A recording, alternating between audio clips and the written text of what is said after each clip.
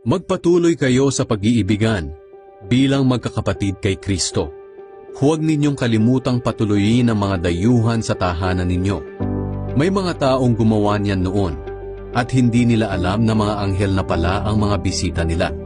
Damayan ninyo ang mga kapatid na nasa bilangguan na parang nakabilanggo rin kayong kasama nila. At damayan din ninyo ang mga kapatid na pinagmamalupitan na para bang dumaranas din kayo ng ganoon. Dapat ninyong pahalagahan ang pag-aasawa at dapat ninyong iwasan ang pangangalunya sapagkat hahatulan ng Diyos ang mga nangangalunya at ang mga immoral. Iwasan niyo ang pagiging sakim sa salapi. Maging kontento kayo sa anumang nasa inyo sapagkat sinabi ng Diyos, hinding-hindi ko kayo iiwan o pababayaan man.